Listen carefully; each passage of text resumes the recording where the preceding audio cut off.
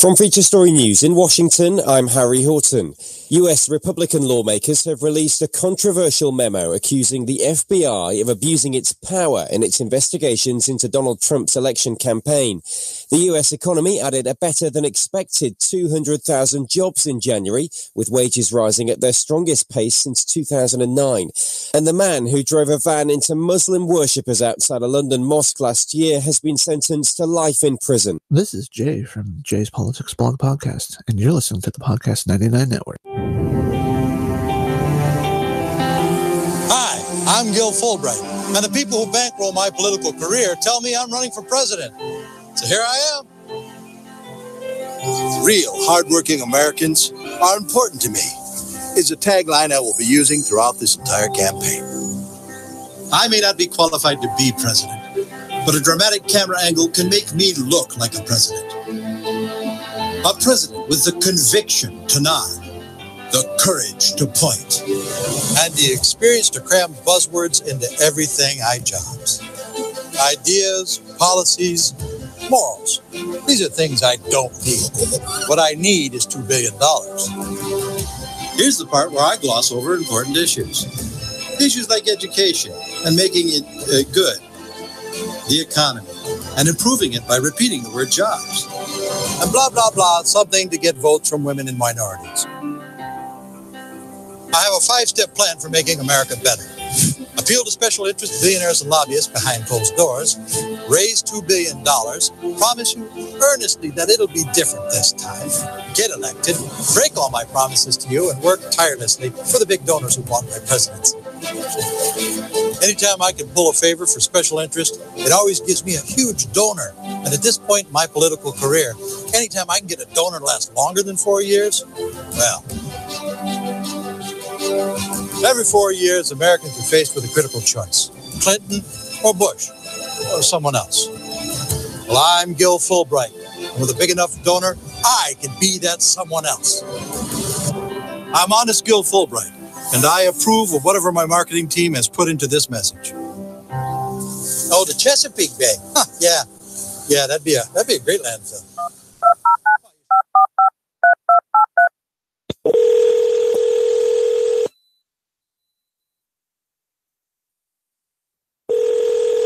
Hello?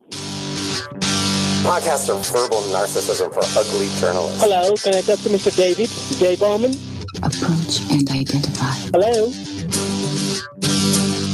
In the packed Northwest studio of the Podcast 99 Network, located in beautiful downtown Silverdale, Washington, this is Plausibly Live, the Dave Bowman Show podcast. Now, here's your host, the submarine qualified, well-coffeed, rules-driven, elitist history buff, Dave Bowman. Weapons calling, yes, permission to fire. Permission to fire, non-weapons out. Well, good morning, good evening, or good afternoon, wherever you are and whatever you do. A lot of things happening in the world today, most of them far beyond our control, you might say. So perhaps it's time we took a pause and thought about life and thought about the laws of gravity, philosophy, politics, the patriots, and humanity. Don't touch that dial. Try to hear me out for a while. 24 hours from now, we'll have a decent idea of who the new champions of the NFL will be. New England or Philadelphia? Who am I pulling for? I will tell you. Who's going to win? I will also tell you that. But do not, for the love of God, do not use my prognostication as a basis for your bet on Superb Owl 52. Let's face facts. Government gets paid a lot of money to do things, usually in the most screwed up way possible, including apparently automatically inserting language to make things criminal, like straws and being late. And the memo is out. It's been out for a day. What's changed?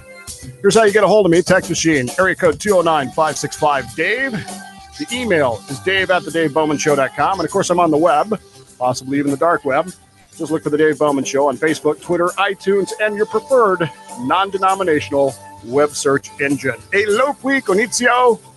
The greatest enemy of knowledge is not ignorance. It is the illusion of knowledge. Well, I hope your day is going good. Mine's a little screwy here. So, of course, we're doing live shows now. So here we are in the midst of a live show. And literally 9 minutes ago, Ben had a an emergency. And so had to go take care of that panic wise because I'm trying to get it done. And I didn't know if I could get it done in time. He's got a little medical problem and I don't know how much. He's 7. So he's not listening, but he's got a little bit of a medical problem. And I don't know how much I want to explain of it, but it's causing him to have difficulty going to the bathroom. And by difficulty, I mean, he doesn't make it in time, which results in gigantic messes, which we have to clean up. And if you remember way back 7-8 years ago, well, 6-7 years ago now, I guess, I do not handle getting that kind of mess cleaned up well. I don't do that well, but I got it done. So I got him in the shower and got it done as quickly as I could so I could get here in time. Well, tomorrow, of course, can't call it the Super Bowl. You can't say Super Bowl. The NFL gets upset if you say Super Bowl because they've trademarked the snot out of that word, which is bizarre to me because they stole that name in essence from the Super Bowl of the 1960s. I don't know if you knew that or not. Back in the 1960s, there was a thing that's still out there. Ben has 4 or 5 of them. They're called Super Balls, and they're those rubber balls that you bounce them and they bounce a super high way up, right? Well, when they first had the first Super Bowls, 1 and 2, they didn't know what to call it. They called it the AFL NFL World Championship game. And Lamar Hunt, the owner of the Kansas City Chiefs, the AFL representative in the first and the fourth Super Bowls, came up with the name Super Bowl and basically just lifted it right from the Super Bowl. So the NFL, in essence, plagiarized that, but they get snitty if you plagiarize their name Super Bowl, because, you know, God knows you can't do that, right? I mean, how in the world can you do that? We used to get, in the old days, we would get memos that were just, I mean, full of legalese and all kinds of stuff about what you couldn't say and you could not call it the Super Bowl. When we used to run the Super Bowl on radio, we had to call it the big game. On the ads getting ready for it, we had to call it the big game. We couldn't call it the Super Bowl. I have no idea why. It was inane, but I know we've all read the stories about the churches that were having the Super Bowl parties, which, what is that? That opens a theological door I don't really want to go into right now, but the NFL went after him. You can't do that. You can't call it Super Bowl party because you haven't paid us for that, which is bizarre, again, because the National Football League has a huge problem. I don't know if you knew this or not, but it's one of the most hated companies in America right now. Advertisement, or who was it? Somebody did a rating the other day of the most hated companies in America right now. And NFL, I think, is number 2 or number 3. Number 1 is Equifax, as it should be for being the dolts that they are. The NFL is right up there at the top of that list. And number 5 on that list, not surprisingly to me, EA Electronic Arts, for what they pulled for the new Star Wars game, where you have to play for 40 hours before you get to be whatever. So they get to be on the top of that as well. So Equifax, MSNBC, the NFL, Electronic Arts, all these companies are hated. And you'd think they'd do things to enhance that image, but the NFL is tone deaf. It really is. To the fan base, it's tone deaf. There's some reasons for that, and we've talked at length about that. I'm not one of the people who are boycotting, and I will tell you point blank, your boycott is useless. You are not accomplishing what you think you're accomplishing, for the simple reason that the only way to really have an effect on that is to stop watching television altogether. If you have a cable connection, a satellite connection, even a package online, you're paying for the NFL's product because they get paid by those companies to carry that. So your well-intentioned but badly misplaced idea of boycotting isn't really working. The only way you can get that to work is if you completely watch no television at all. And I don't think anybody's going to do that. I know I'm not going to. Plus, I like football. So the product has been subpar for the last few years. And I've said that. You can go back on my blog for 2 seasons. And I've been complaining for 2 years about the fact that the product is subpar. The product is suffering. And that's why the NFL is having problems. It has very little to do with Black Lives Matter. It has very little to do with flags. It has very little to do with advertising in the programs. It has to do with the fact that the product has been extraordinarily subpar. And as long as it continues to be subpar, they're going to continue to have problems. Once the product gets better, then it'll come back. I guarantee it. Part of it is the dynasty. Now, tomorrow you've got New England versus Philadelphia. And of course, New England is, well, it's a dynasty. I mean, there's no other way to put it, as they go for what, 6 or 7? I can't remember. I think it's a lot. Nobody's won more since 2000 than the New England Patriots. And the fact that they keep being competitive becomes annoying after a while. Now, there was a time in the NFL when dynasties were great. The Green Bay Packers, the Chicago Bears all had dynasties. In the early days, the Miami Dolphins, after the merger, the Cowboys. But those dynasties didn't help the NFL. They really didn't. One of the worst ones, one of the best examples of a dynasty killing a league is the Cleveland Browns. I don't know if you knew that or not. The Cleveland Browns are not an original NFL team. They came to the NFL in 1950 from something called the AAFC, the All-American Football Conference, which lasted for 4 years. It's also where the San Francisco 49ers came from, by the way. And the Browns won all 4 seasons, and they swept it, and it wasn't even fair. And that really killed the league because there was no competition, and it was boring. Nobody wants to go and see the same team win over and over and over again over your team. This is the problem with college football and these conferences, these super conferences. That's why it doesn't, in my mind, really work. All right, so I'm a fan of Kansas State. Do I really want to go see them get killed by Oklahoma and Nebraska every year of the Big 8 conference back in the day? No, I didn't want to. No, nobody wanted to. Of course, I was an Oklahoma guy, so it didn't really matter to me. But, you know, as my dad used to refer to it, Oklahoma and the Seven Dwarves was the way they used to talk about it. Dynasties don't help.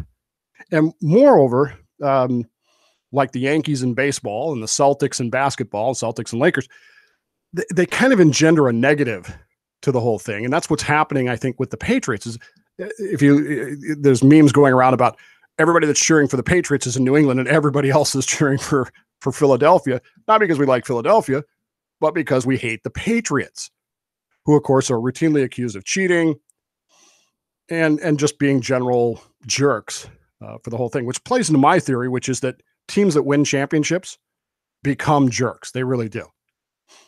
The Chicago Cubs, great example of team winning and becoming jerks.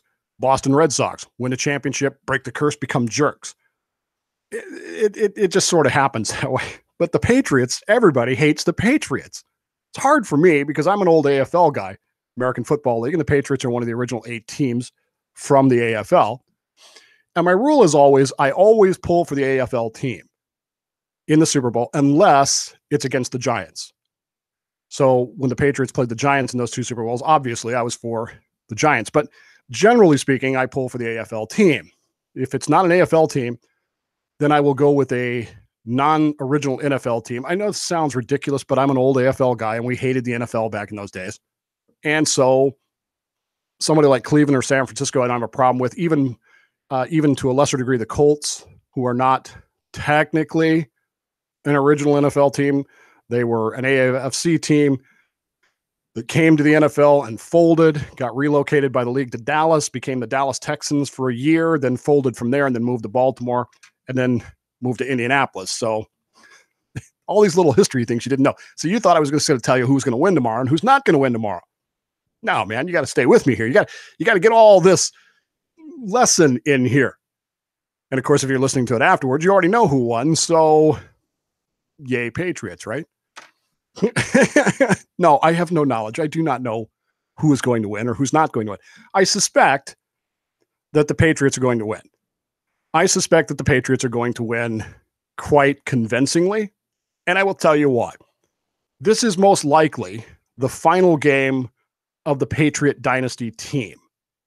The Bill Belichick, Tom Brady, Rabbitfoot McDaniels, Matt Patricia. This is the final game of that organization. And for that reason, there is no way in hell they are going to lose this game. They are not going to go out there and not be prepared. They have thought things through. They have game plan. They have schemed. They have something that the Philadelphia Eagles have never seen before. And most importantly, what they have is confidence that the Eagles don't have. The Eagles are going on a backup quarterback, Nick Foles. They are a team that has not been playoff successful for more than a decade. And they're new. Now, is it possible that the Eagles could win? Sure, it's possible.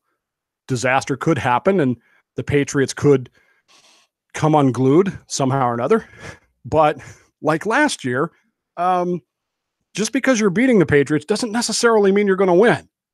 I don't know if you knew this or not, but the Patriots Super Bowl rings from last year have 283 diamonds in them. Do you know why? Bueller. 28-3. They were down 28-3, and they came back and won the game. And so they put 283 diamonds in there. And Arthur Blank, the owner of the Falcons, is furious about that. He thinks it's classless and it was unnecessary. And again, it's the Patriot thing to do. It really is. It's like the Carolina Panthers used to say, if you don't like us celebrating, then stop us. Okay, well, the Broncos went out and stopped you. So now what? I mean, that's what you got to do. If you don't want the Patriots to have a 283 diamond ring, don't let them come back from a 28-3 deficit and win the game. Same is true tomorrow. If the Eagles get a lead and can't keep the foot on the accelerator, they'll lose. If they're up 10, less than 20 points, and haven't scored on 2 consecutive drives in the second half, they will lose. The Patriots have a way of getting back into things, and they just do. And so it's important to put the killer instinct, put your boot on their throat and squeeze. And if the Eagles don't do that, they will not win. I don't think they're going to win anyway. The only question in my mind is whether or not they will make fools of themselves or not.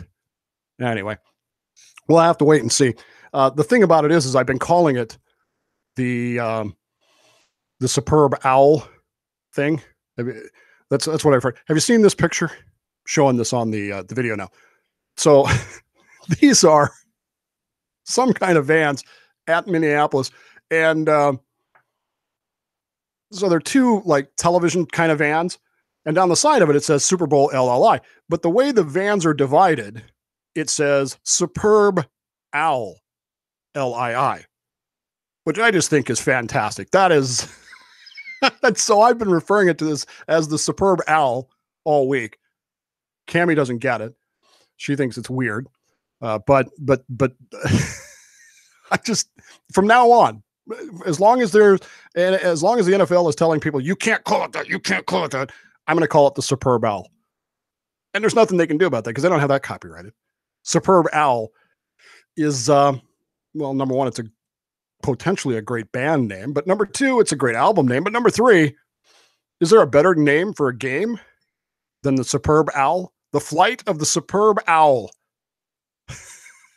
I think it's fantastic. And if the Eagles win, won't it be one of those things where people go, well, they called it the Superb Owl. That couldn't have been an accident. It must have been on purpose, and the Eagles end up winning. It's all fixed, see? I'm not a big believer in fixed games. I'm not, but I know that the NFL has preferences. Like a few years ago when San Francisco played Baltimore, it was obvious that the NFL would prefer Ray Lewis to go out with a championship for a couple reasons. One, they thought, well, it's his last game and he's been a big part of the NFL. But number 2, this Kaepernick guy will be around for a long time and they'll be back. And even back then I was saying, he's the flavor of the month. This is not going to work. It never does. But things worked out the way they do. And Ray Lewis got his championship. Kaepernick got whatever it is that Kaepernick got, a new contract, and then not playing anymore. And on we go. It's NFL, the Super Bowl, or as I refer to it, the Superb Owl, is always a great day. I mean, it's always fun. It's America's largest corporate holiday, obviously. Did you know that the Monday afterwards is like the number 1 sick day? Call in for sick day in the year. The Monday after Super Bowl. I've never understood that. But then again, I've spent most of my life on the West Coast. So on the West Coast, the game is usually over, 6, 7 o'clock, 8 o'clock at the latest. So it's not a big deal. When I lived on the East Coast, and I lived on the East Coast for a decade, the game's not getting over till 11 o'clock, 12 o'clock if the power goes out. So it kind of made sense. The same with the World Series. When I was in Atlanta and the Braves were in the World Series all those years in the 90s, days after World Series games were useless. I'd have employees calling in left and right, and I'd just tell them, you know what, just come in. Nobody's going to push it real hard today. So we'll just celebrate, and we'll just have a little bit of, if they won. If they didn't win, then we'll all commiserate, and off we will go in that. So that's my Super Bowl prediction. I think that the Patriots are going to win. I think personally they're going to win convincingly. However, that does not mean that the Eagles don't have a chance. There are conditions under which the Eagles may perform better than expected. And if those conditions occur, who knows what will happen? And whether or not the Eagles will have the killer instinct that the Falcons seem to lack. We'll see what happens and all that. What'd you do today? I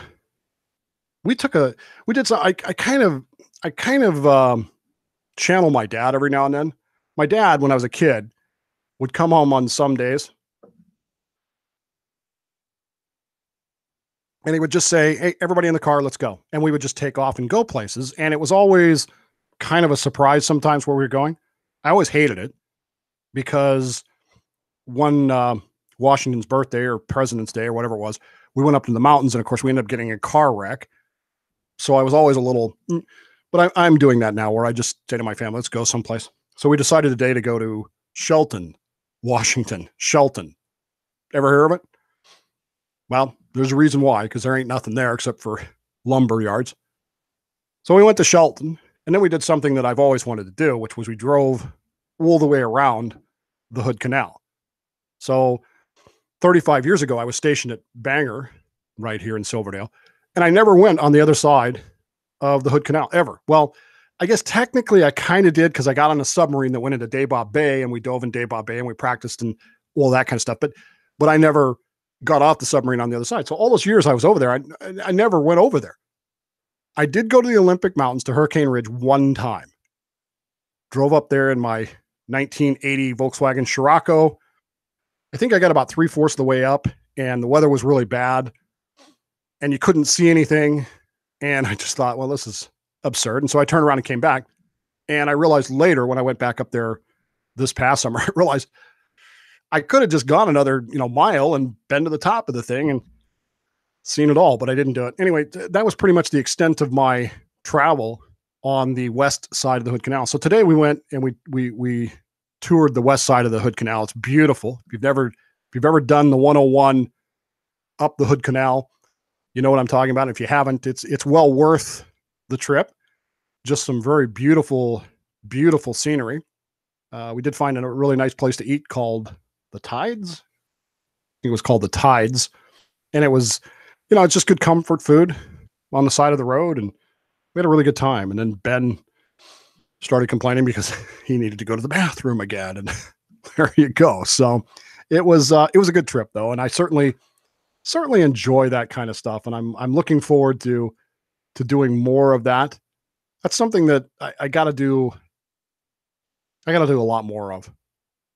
And now that I'm, kind of semi retired, I got a lot more time to do that. And Cammie had a very unusual, 4-day weekend.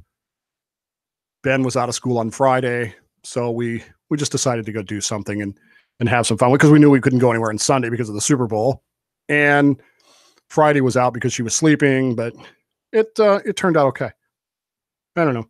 Day trips around here are much different. I used to love making day trips in California. We just never did it. We could go to Yosemite. We could go to Calaveras State Park. That was one of my favorites. But we just never, San Francisco. Everywhere you go, though, traffic is always an issue and, cost of gasoline. Got our water bill today. Jeez, you want to talk about a big difference in moving. So our water bills. So I lived in Modesto for 10 years and Manteca for almost 10 years. My water bill, they were always combined with the city, So it was always kind of, in Manteca particularly, it was trash, sewer, and water combined together. I don't remember our water bill ever being less than $120 a month, ever. Now, it's possible we went away one time for about 2.5 weeks and we turned all the water off. Didn't water lawn, nothing while we were gone. That one may have dipped, but generally speaking, it was in that 120. And boy, if somebody was watering the lawn or taking extra showers or whatever, it would shoot up. So our two-month water bill, got it today, it's just under $60. I don't know if we can handle that. I'll tell you, it's a different world up here. It's a different way of life. It's a different way of doing things, but we still have the same in government stupidity that we had in California and we have in Washington, D.C. And of course, that's a big part of the problem, isn't it? We're going to talk about government stupidity coming up right after this little break that we're going to take right here on Plausibly Live on the Podcast 99 Internet Radio Network. Stay with us, back right after this.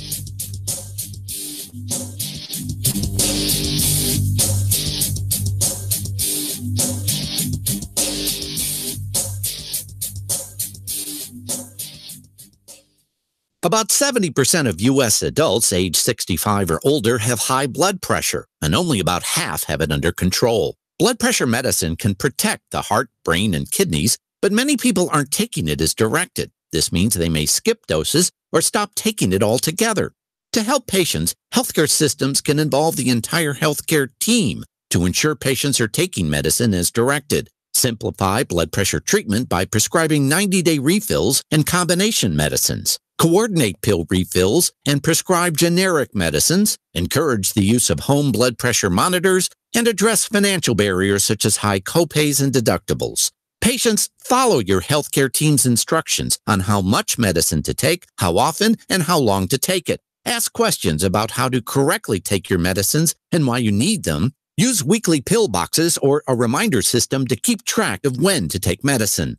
To learn more, visit cdc.gov/vital signs. From Feature Story News in Washington, I'm Harry Horton.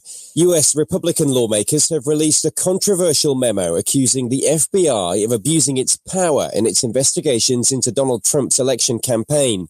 The US economy added a better than expected 200,000 jobs in January, with wages rising at their strongest pace since 2009. And the man who drove a van into Muslim worshippers outside a London mosque last year has been sentenced to life in prison. Hey, this is the Scotsman.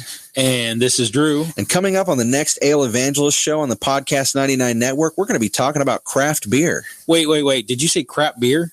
No. I didn't. Not like Bud. No. Craft beer. We're going to be talking about terms like craft beer, microbrews, macro brews. What does it all mean? That'll be interesting to find out. So tune into the next Ale Evangelist show on the Podcast 99 Network, where California comes to talk. This is Jay from Jay's Politics Blog Podcast, and you're listening to the Podcast 99 Network.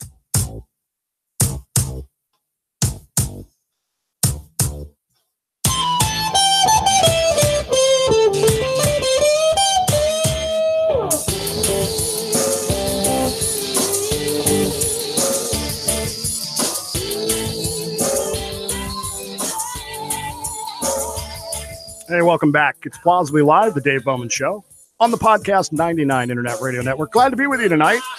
We are live. If you want to join us, you can. 565-DAVE, that's 209 area code. 565-3283 is the text machine. You can email me, Dave, at thedavebowmanshow.com. And, of course, we're all over the web. Just look for the Dave Bowman Show on Facebook, Twitter, and your favorite non-denominational web browser. So, three things, I guess, in the news that have me kind of throwing my hands up, I guess. I don't really know how to describe my emotions about some of this stuff. The memo, of course, is the big one. The memo's been out for a day. It's been out since Friday. It came out around noonish, somewhere in there, Eastern time. And what's changed in 24 hours? Well, 36 hours time. What has changed? Has anything changed? See, the problem with this memo ought to be clear to all of us. It doesn't matter what's in the memo. Okay. I know that's, I'm a conservative. Dave, you're a conservative chat show host. How can you not be outraged about what's in this memo? I'll tell you how I can not be outraged about it, because we already knew what was in it.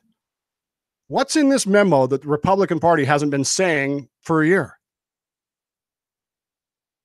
What's in this memo that the Democrat Party hasn't been saying for a year is lies? Okay, so now we have the memo. It's out there. I've long believed, and I continue to say this, it doesn't matter what is said, it matters who says it. I.e., a president calls a third world country a third world bleep hole. People who don't like the president go berserk. People who like the president go, well, it is. If you inverted that, if you had a liberal president who said the same thing about bleep hole countries, nobody would have been offended on the left and everybody on the right would have been offended. It's not what is said, it's who says it. And the same is true of this memo. It's not what's in the memo that in any way, shape, or form is going to matter at the end of the day. I get it. We're all offended. The FBI is politicized. Really? The FBI, once upon a time led by J. Edgar Hoover, is politicized. Really? Didn't see that coming, huh? Got to get up pretty early in the morning to be fooled by that, don't you? No kidding. The FBI is politicized. It always has been. It always will. Do you know why it's politicized? The same reason the CIA is politicized. Who's in charge? Do we put FBI agents that have been FBI agents for their entire lives, who have worked their way up from the FBI Academy in Quantico, served in various field offices, do they get to be the FBI director? No. They're political appointees. By definition, political appointees are political. Of course it's politicized. Why are we surprised by this? And ultimately, at the end of the day, what has changed? If you're on the right, if you're a Republican, you're outraged because this memo proves, I'm doing the air quote thing here, except I'm not because I've got coffee in my hand. Now I am. It proves that the FBI lied. It proves that the FBI cheated. It proves that Hillary Clinton was a dirtbag. And if you're on the left, all it does is prove that the Republicans are liars and trying to cover up for something. That's all this memo has done. And at the end of the day, I'm going to go way out on a limb here. Do you know what's going to come about because of this memo? Do you know how many people are going to lose their jobs? Do you know how many people are going to get, on trial? Do you know how many are going to be in round numbers? Zero. In a month, something else will come up. In a month, the Democrats will release their memo. In a month, some world dictator somewhere will do something stupid. In a month, there'll be another mass shooting. In a month, there will be something else. And we won't even remember this memo. Because memos aren't evidence, folks. Memos are not charges. Memos are internal documents written to each other saying, this is what we agree on. This is what we think. This is what we're going to do. That's all they are. The release of the memo is bigger news than what's in the memo because, again, there's nothing in the memo, and I've read it. There's nothing in the memo that Republicans haven't believed for and been screaming about for a year. And Democrats have been screaming it's all lies for a year. Are there little technical things like names? Sure. But I've been listening to a lot of talk radio for the last year, and believe me, everybody out there has been pontificating and theorizing about whose name is going to be where in there. There's nothing here in the sense of I'm going to get my guts all in a tied up because of this. It's not going to change anything. It hasn't changed anything in 24 hours. It's not going to change anything in 36. If it does, I'll be the first to come on here and go, well, I was wrong. I'm wrong plenty of times. Kind of hoping I'm wrong tomorrow about the Super Bowl. Sorry, the Super Bowl. But at the end of the day, we've been watching Washington and politics and government long enough to know this is not how it works. And because of that, we understand that it's more about who says something than it is about what is said. And the fact that Devin Nunes wrote this memo and the Republicans released it and a Republican president releases it automatically means that the Democrats believe that it's complete and total BS. That memo could be word for word out of the King James Version Bible. The Democrats would say it was a lie. And if it was 180 degrees the other way, the same exact thing would happen. If that memo was written about the Bush administration, trying to screw with the Obama administration, the Democrats would have released it and they would be proclaiming it the gospel truth and the Republicans would be saying it's a lie. I'm right. You can be mad about what I'm saying all you want. You can go, Dave, I don't understand how you're not furious about this. You're not mad. You're not paying attention. Yes, I am. I've been paying attention for 40 years. There's nothing here that's going to change anything. All this is a memo. That's it. It's not the Pentagon Papers. It's not a treaty. It's none of that. It's a memo saying we think that the FBI has done this, and here's why we think that. And we're shocked that the FBI is politicized, even though if we were in power, and we are, it's going to be politicized the other way. It's just the way of things, folks. I don't know why we're so. Nobody so far has convinced me otherwise. Are there things here of concern? Absolutely. There are things of concern every day in government. Every single day, government says, thinks something that ought to be concerning to us. And we blow it off. We just go, well, not important. Until a memo comes out, and then we all lose our freaking minds. Why? What? Why? I guess if I had, an AM radio show and a million listeners, I could go on the air and just rant and rave and people would call me and go, you're so right about this. The Democrats, this. And then what would we do if it was the other way around? We'd be screaming about how it was a lie. We're being manipulated, folks. We're being manipulated by both sides of this.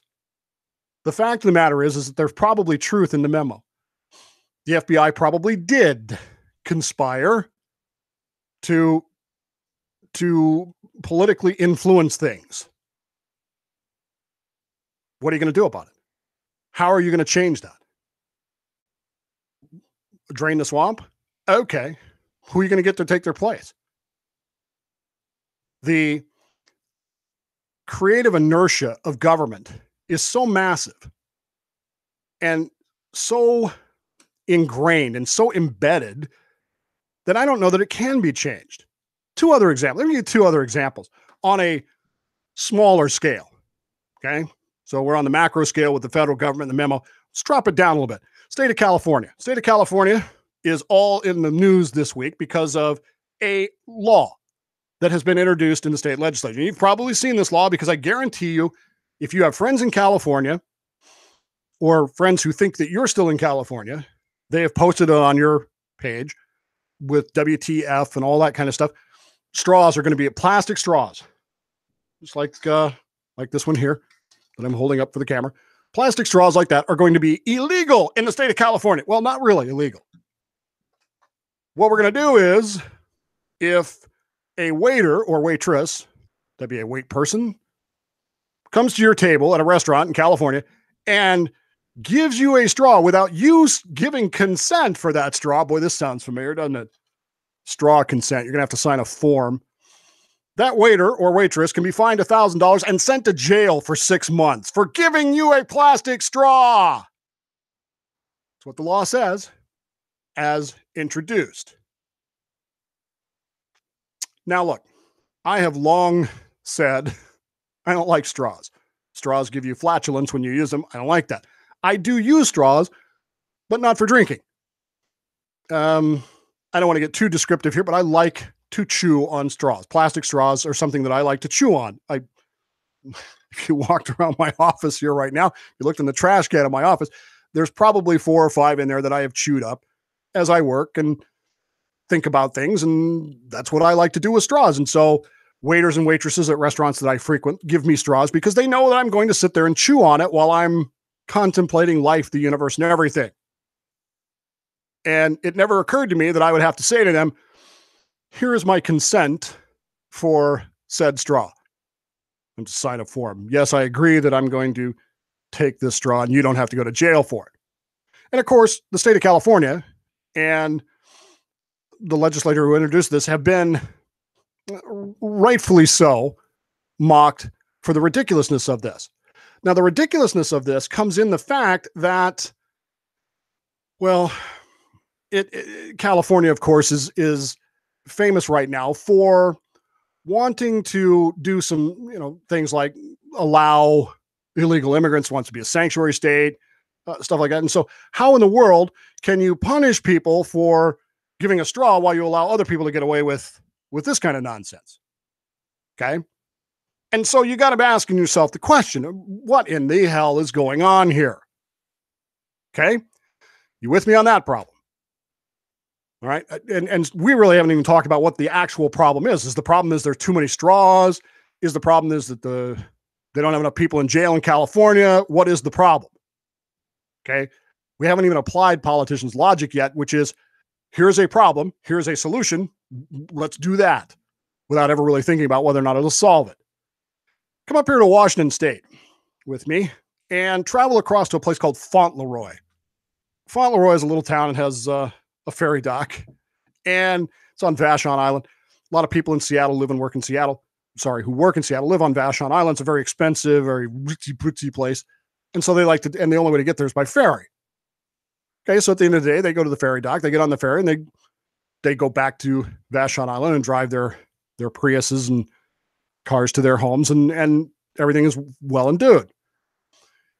The problem is that the Washington State ferries, for some reason, have been leaving the dock to go to Fauntleroy half empty. There'll be cars lined up for 2 miles to get on the ferry, but the ferry will leave half empty. Now, this became an issue. The Seattle Times last week had a big article about this and all the problems that it's causing, and it made all the morning news shows. Oh, this is terrible. And people were like, well, we've known about this for years. It's stupid. We don't know what's going on. And of course, the news people went and interviewed the ferry people. All right, what the hell, dudes? Why are you leaving half full with all these cars still lined up here to get on the ferries? Right? Now, what do you think the answer would be? Oh, wait a sec. If you're smart, you've already figured it out. The problem, of course, is they don't have enough money. I'm only half kidding. The problem is, well, the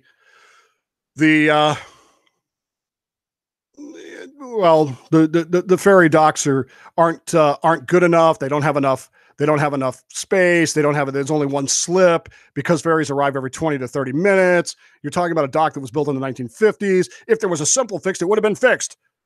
And there you go. They're talking about building a new ferry dock going down to the Fauntleroy side of things. And this is supposed to solve the problem. Okay. The problem is that the ferries are leaving half empty. People apparently can't get through the ferry dock fast enough to get on the ferry. And at 1:25, the ferry leaves. Okay. The real problem. What is the real problem? Anybody? Bueller? The ferry leaves at 1:25. And the state has a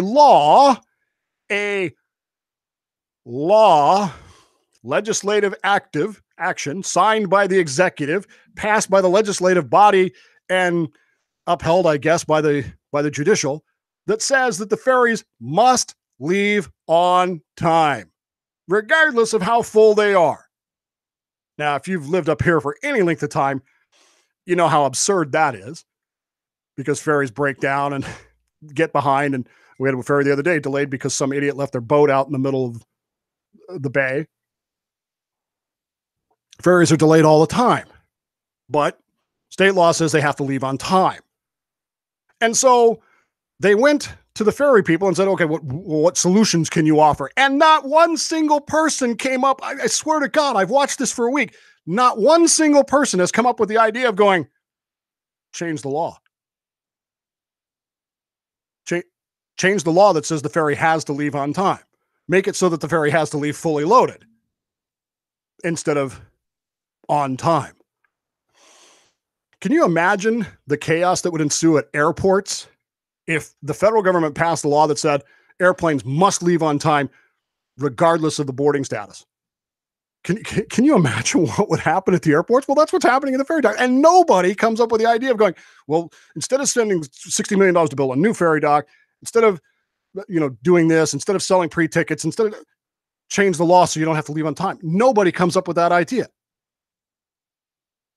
This is how embedded stupid ideas in government have become. Nobody even thinks that way. In California, we believe we have a problem with straws. Now, the problem with straws is apparently they are getting into the ocean. I've spent a good deal of time at the ocean recently. I have not seen a single straw in the ocean. I'm told, again, I don't have any way of verifying this. I'm told that there's a Texas-sized plastic island floating out in the Pacific Ocean somewhere. I don't know if I believe it or not. Full of plastic pieces that have, of straws and other things that have made it out there. It may be true. It may not be true. But in any particular case, the state of California's solution to this is criminalize giving people straws. Now, look, I think it's stupid, and I think it's inane. But if the state of California actually gave a rip about straws being in the ocean, ban the damn things. Say no more straws, no more plastic straws in the state of California. We did it with bags, right? No more single-use bags. We've done it. They're trying to do it with automobiles. But for some reason, for straws, we're going to say, well, we're going to put waiters in jail because they didn't get your consent to get a damn straw. What? And nobody seems to think to themselves going, what the hell? If straws are really a problem, then ban the straws. Everybody keeps coming up with the idea of, well, we must instead penalize this and criminalize this and make it so that there's, whatever. This government continues to think in those kinds of terms, and it continues to say to itself, why think about a solution to the problem? It's the same is true with the memo. I don't really care what level you go to. The same is true across the board.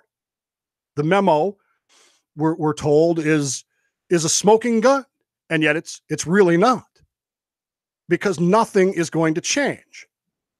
The only thing that's going to change is the people who make the decisions about who's going to be in charge of it. That's it. That's all it's going to change. And in 4 years or 8 years, it's going to go right back the other way. And what are we going to do? Keep writing memos about, well, we think the FBI is doing this. We think the FBI is politicized. No bleep, Sherlock. I would much rather have seen the Republican Party introduce a law here in Washington to say ferries don't have to leave on time. I would much rather have seen a Republican state legislature in California go, look, if we really have a problem with straws, let's ban straws. And a Republican legislator, instead of writing a memo accusing the FBI of this, that, and the other, which they very well may have done, instead of that, what's the solution to this? What are we going to do about this? What are we going to do about the problems that we have? Instead of solving symptoms, we're just exasperating the problems. That's all we're doing.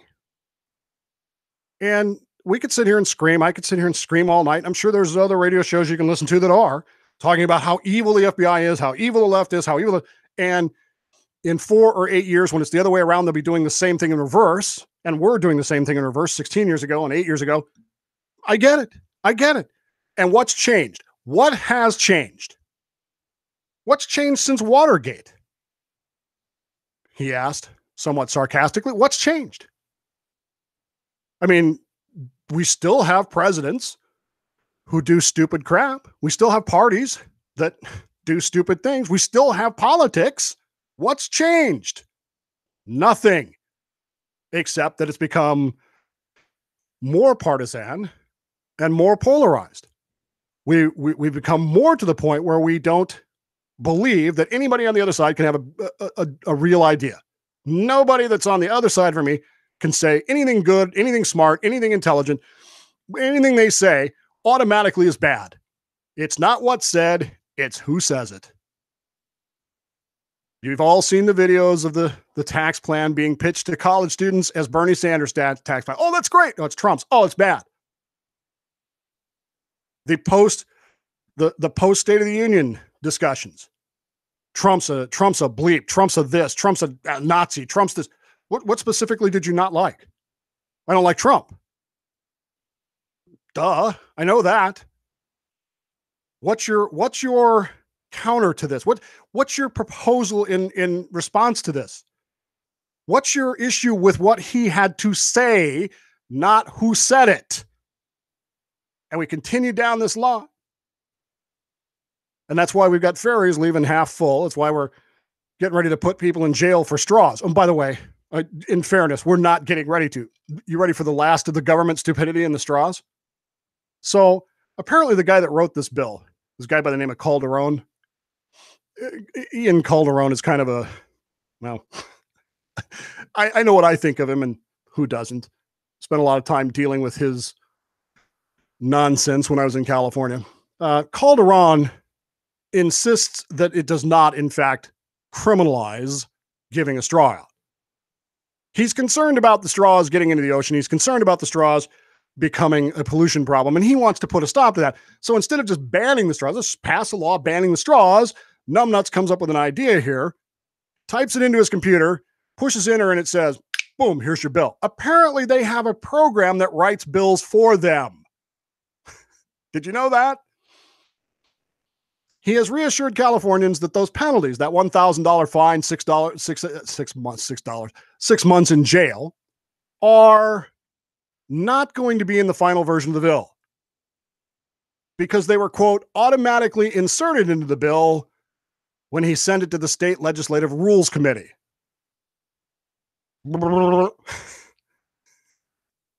I'm not kidding, folks. I would like to clarify, he wrote, that the straws bond request is not a ban. Should it become law, it will not make it a crime for servers to provide plastic straws. My intention is simply to raise awareness about the detrimental effects of plastic straws on our environment. Then run a dang PSA, you moron. Why are you wasting? See, he thinks this is going to explain it and make everything better. Oh, they're not going to go to jail. Except that now we are wasting, we're not, California is wasting time, effort, and money on a bill that is just to raise awareness. For God's sake, wear a white, red, and yellow ribbon to be aware of straws. Right? Nope. Instead, we automatically insert language into the bill to make it a crime. A crime. And we're surprised that government at any level, I don't care if you're talking national, state, county, city, municipality, can't figure out enough way to get out of its own way. Can't figure out how to load a ferry, for God's sake. Can't figure out how to write a bill to ban a straw, if that's what they really want to do. Can't figure out how to actually fix what's wrong with the FBI, if there really is anything wrong with it. And even if it can be fixed, and I'm not convinced that it can be, to be honest with you, because again, what are you going to do? How are you going to fix this? What specifically are you going to do? We don't have any of that. All we've got is they did this, and the other side going, no, they didn't, no, they didn't, no, they didn't. And again, in 4 years or 8 years, it'll just be the opposite way, and we'll be right where we were all the way back in August of 1975, 74, I think, with Watergate, and we'll stand there and go, well, we don't trust government. And government will go, well, why don't you trust us?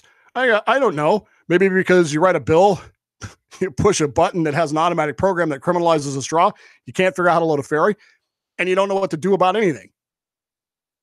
But you do say, hey, vote for me because I believe in the things you believe in. It's important to me. I want to serve you. BS. BS. All you want to do is rule. Just like that's all the patriots want to do is they want to rule. And they have ruled for 18 years, and they're probably going to rule again starting tomorrow. They're probably going to keep right on doing it.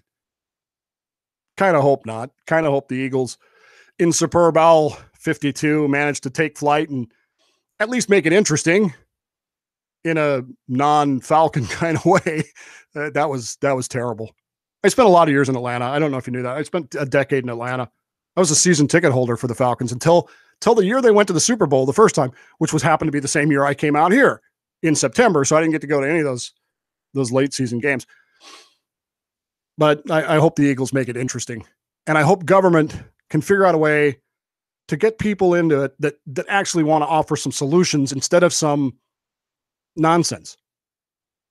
We don't need a bunch of studies on how to load a ferry. What we need to do is say, the ferry leaves when it's full, period.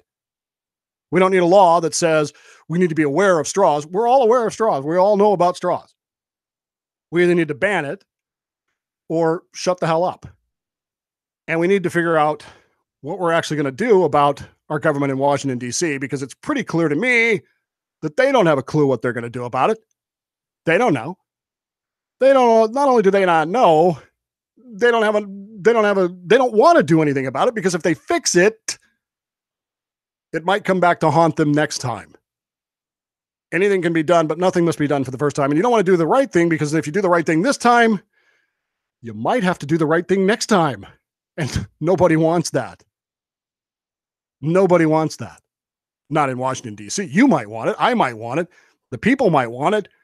But as long as we keep sending the same asshats back over and over and over and over and over and over and over and over and over again, it's never going to happen. Never, ever going to happen. We're getting the government we deserve because we sent them there. And we continue to let them do it. And that, my friends, is really, really, really the problem. And at the end of the day, I don't know what we're going to do about it. I really don't.